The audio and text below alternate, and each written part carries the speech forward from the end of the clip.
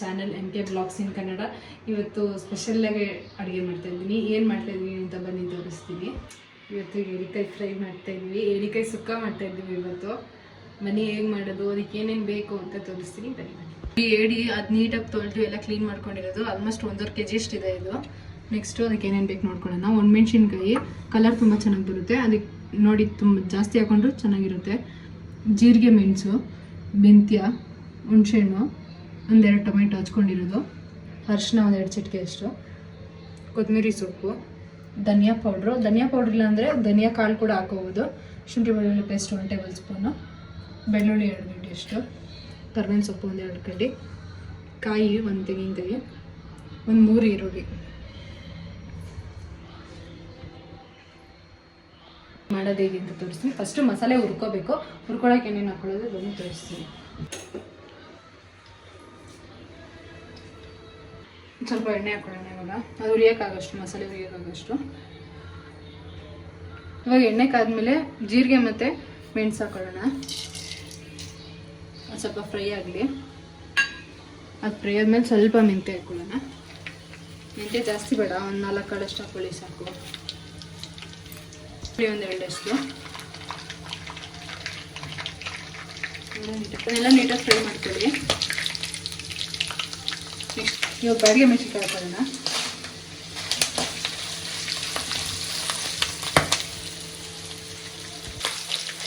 ಅದೆಲ್ಲ ನೀಟಾಗಿ ಫ್ರೈ ಆಗಲಿ. ಈರುಳ್ಳಿ 1.5 ಈರುಳ್ಳಿ ಅಷ್ಟು ಹಾಕೊಂಡಿದ್ದೀನಿ. ಅದಕ್ಕೆ ಫ್ರೈ ಕೂಡ ಮಾಡ್ಕೋಬೇಕು. ಅದಕ್ಕೆ ಸ್ವಲ್ಪ ಹಾಕೊಂಡಿರ್ತೀವಿ. ನೀಟಾಗಿ ಫ್ರೈ ಮಾಡಿ. ಅದೆಲ್ಲ ಸಾಫ್ಟ್ ಆಗಬೇಕು ಈರುಳ್ಳಿ ಎಲ್ಲ.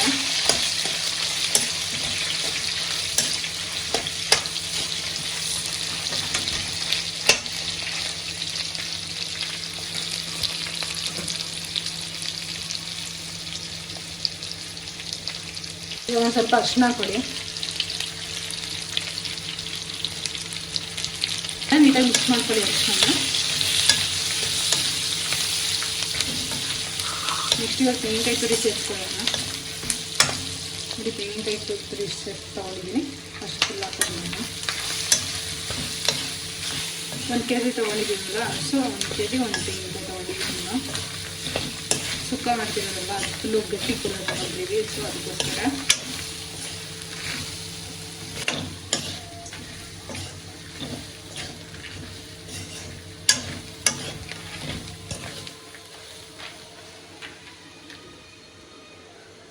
ಲಾಸ್ಟಲ್ಲಿ ಧನಿಯಾ ಪೌಡ್ರ್ ಸೇರಿಸ್ಕೊಳ್ಳೋಣ. ಧನಿಯಾ ಕಾಳಿದ್ರೆ ಸ್ಟಾರ್ಟಿಂಗ್ ನಾವು ಒಗ್ಗರಣೆಗೆ ಹಾಕ್ತೀವಲ್ಲ ಅವಾಗೆ ಹಾಕೋಬೇಕು. ಧನಿಯಾ ಪೌಡ್ರ್ ಇರೋದ್ರಿಂದ ಈಗ ಲಾಸ್ಟಲ್ಲಿ ಸೇರಿಸ್ಕೊಳ್ಳೋಣ.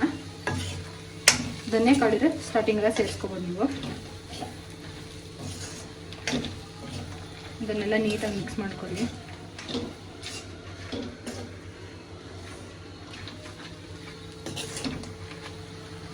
ನೋಡಿ ಇಷ್ಟು ಫ್ರೈ ಆದರೆ ಸಾಕು. ಇದನ್ನೆಲ್ಲ ಆರಿಸಿ ರುಬ್ಕೊಬೋಣ. ಇವಾಗ ನೋಡ್ಬೋದು ನೀವು, ಇದು ಅಲ್ಲಿ ಇದೆಯಲ್ಲ ಇದ್ರದ್ದು, ಇದನ್ನ ಕಟ್ ಮಾಡ್ಕೊಬಿಡಿ ಇಷ್ಟಕ್ಕೆ. ನೋಡಿ ಇದನ್ನೆಲ್ಲ ನೀಟಾಗಿ ಕಟ್ ಮಾಡ್ಕೊಂಡು ತೆಗ್ದುಬಿಡಿ. ಇದನ್ನು ಇಲ್ಲಿ ಫುಲ್ಲು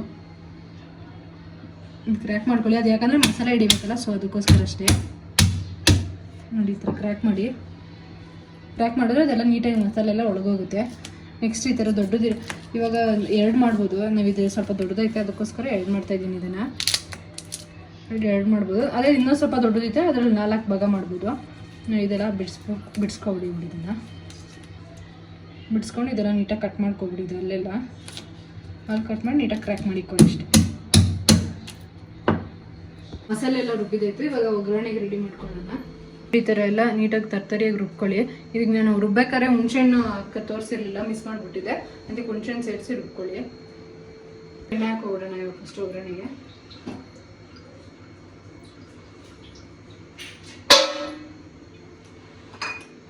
ಇದೆ ಈರುಳ್ಳಿ ಹಾಕೋಣ. ಇವಾಗ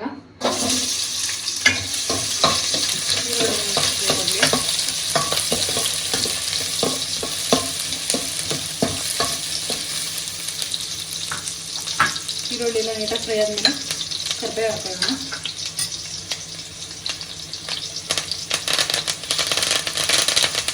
ಶುಂಠಿ ಬೆಳ್ಳುಳ್ಳಿ ಪೇಸ್ಟ್ 1 ಸ್ಪೂನ್ ಹಾಕೋಣ. ಎಲ್ಲ ನೀಟಾಗಿ ಫ್ರೈ ಆಗಲಿ.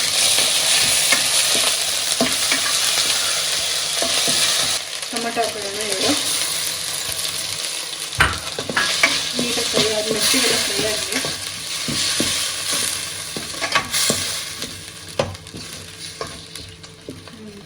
ಫ್ರೈ ಆಗಲಿ. ಇದು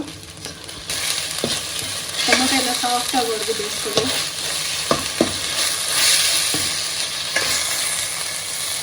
ಇವಾಗ ಏಡಿ ಅದೆಲ್ಲ ಕ್ಲೀನ್ ಮಾಡಿ ಇಟ್ಕೊಂಡಿದ್ವಲ್ಲ ಅದನ್ನೆಲ್ಲ ಹಾಕೋಣ. ಇವಾಗ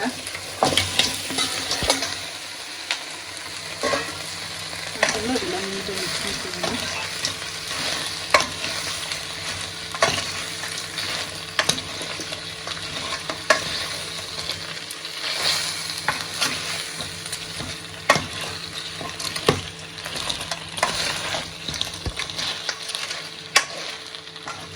ನೋಡಿ ಈ ಥರ ಮಾಡಿದ್ರೆ ನೀಟಾಗಿ ಮಿಕ್ಸ್ ಆಗುತ್ತೆ.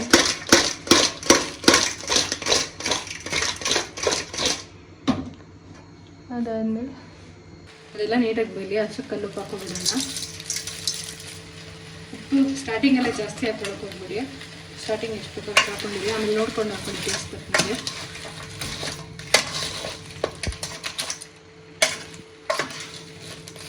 ಇವಾಗ ಒಂಚೂರು ಅರಿಶಿನ ಪುಡಿ ಹಾಕ್ಕೊಳ್ಳಿ. ಇದನ್ನೆಲ್ಲ ನೀಟಾಗಿ ಮಿಕ್ಸ್ ಮಾಡ್ಕೊಳ್ಳಿ.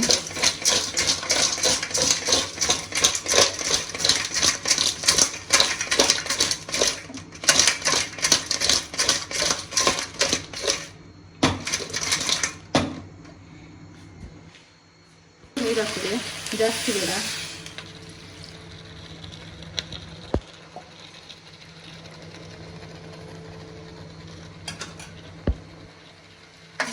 ತಿರುಗಿಸಿ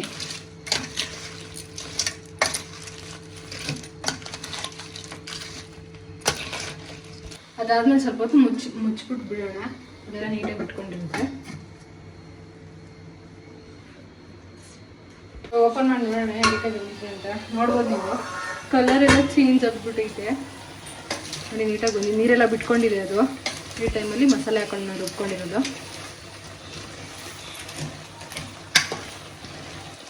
ಆಮೇಲೆ ಹುರಿದು ರುಬ್ಕೊಂಡಿರ್ತಲ್ಲ ಮಸಾಲೆ ಹಾಕೋಣ.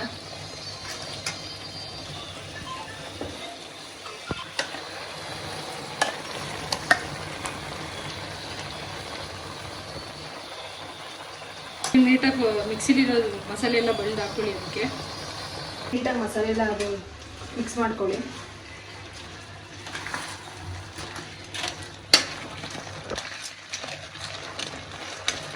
ನೋಡ್ಬೋದು ನೀಟಾಗಿ ಮಿಕ್ಸ್ ಮಾಡ್ಕೊಳ್ಳಿ. ಅದೆಲ್ಲ ನೀಟಾಗಿ ಎಲ್ಲ ಮಸಾಲೆ ಎಲ್ಲ ಇಟ್ಕೊಳ್ಳಿ ಎಡಿಗೆ.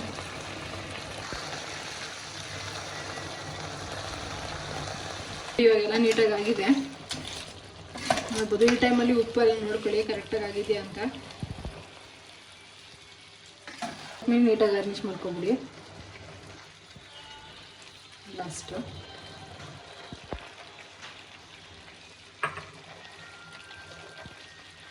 ನೋಡ್ಬೋದು ನೀವು ಎಷ್ಟು ನೀಟಾಗಿ ಕಲರ್ ಎಲ್ಲ ಬಂದಿದೆ ಅಂತ. ನ್ಯಾಚುರಲಾಗಿ ಬಂದಿದೆ. ಈ ಥರ ಟ್ರೈ ಮಾಡಿ, ಈಸಿಯಾಗಿದೆ, ಬೇಗ ಮಾಡ್ಕೋಬೋದು. ಟೇಸ್ಟ್ ಮಾತ್ರ ಸೂಪರ್ ಆಗಿರುತ್ತೆ. ನಿಮ್ಮ ಮನೆಯಲ್ಲೂ ಟ್ರೈ ಮಾಡಿ ನೋಡಿ, ಕಮೆಂಟ್ ಮಾಡಿ ಹೇಗಿತ್ತು ಅಂತ.